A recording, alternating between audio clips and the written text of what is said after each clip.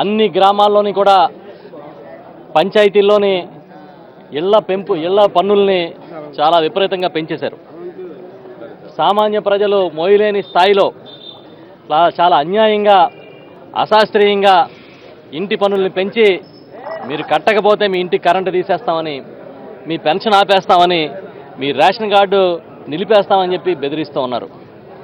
ఎంత దారుణంగా పెంచారంటే గతంలో 100 రూపాయలు ఉన్న ఇంటి పన్ను ఈరోజు 1000 రూపాయలు అయిపోయిన పరిస్థితి. గతంలో 200 ఉన్న ఇంటి పన్ను 1300, 1400 చేరుకున్న పరిస్థితి.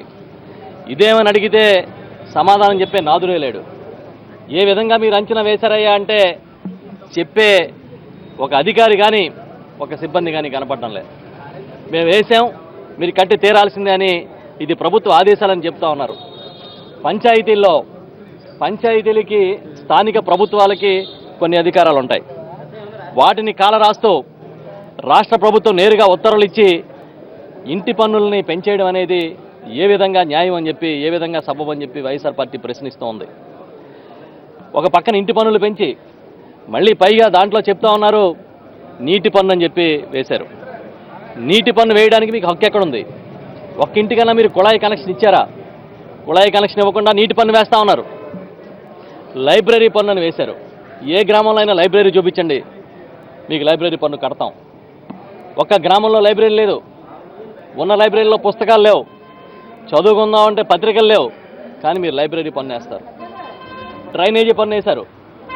సిగ్గుచేటు. చంద్రబాబు నాయుడు గారు తల దించుకోవాలి. ఏ గ్రామంలో కూడా డ్రైనేజీలు లేవు. మురుగునీటి పారుదల వ్యవస్థ అనేది మనం సృష్టించకుండానే ఇవాళ డ్రైనేజీ పన్నుని ఏ విధంగా వేశారని చెప్పి మేము అడుగుతున్నాం. అదేవిధంగా వీధి దీపాల పన్ను.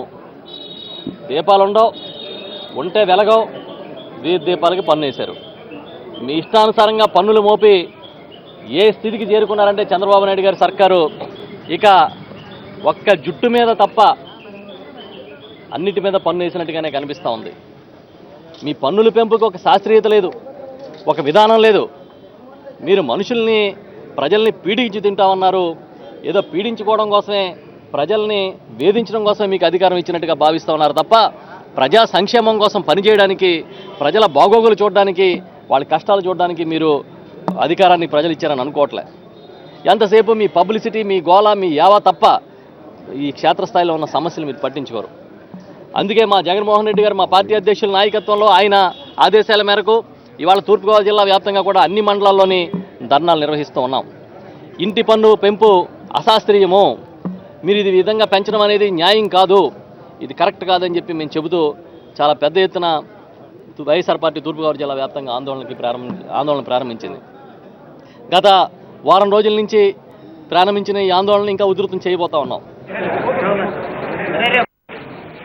చిత్తశుద్ధి కాదు కదా, కనీసం సిగ్గు కూడా లేదు.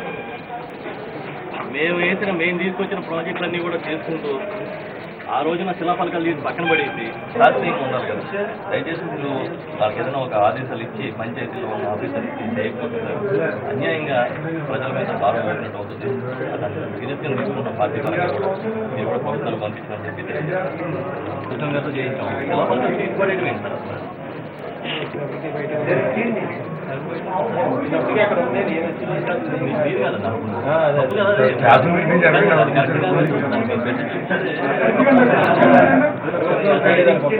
ఇప్పుడు అలా కదా, ఎక్కడో ఇప్పుడు సీఎం గారు వస్తారండి, ఆ రోజు ఇంద్రపాలెం బ్రిడ్జికి ఇక్కడ వేసాం, ఇప్పుడు ఇంకోటకి అంటే అంత మాత్రం నాకు అసలు వేయనట్టుగా మాకేమీ నష్టం లేదండి. మా పేర్లు మేము వచ్చిన తర్వాత దయచేసి వేరే విధంగా అనుకోదు. ఇప్పుడు ఇదే పద్ధతి చేస్తే వాళ్ళు ఏం చేస్తారు, మేము అదే చేస్తాం కదా. ఇంకా తీసుకోవాలి. ఎందుకంటే మీ ఎంపీ గారికి, మీ మంత్రి గారికి గౌరవం కదా. ఆ రోజు మంత్రి వాళ్ళ ఎంపీ, ఆయనతో వేయించాం, తీసుకొచ్చాం. ఎంత అవమానం సార్ అది. పక్కన పడి సార్ అలాగే ఎక్కడ పడితే అక్కడ శిలాఫలకాలు తీశారు, పక్కన పలకాలు వేసుకోవడం ఎందుకు? ధైర్యం ఉంటే తీసుకొచ్చి పెద్ద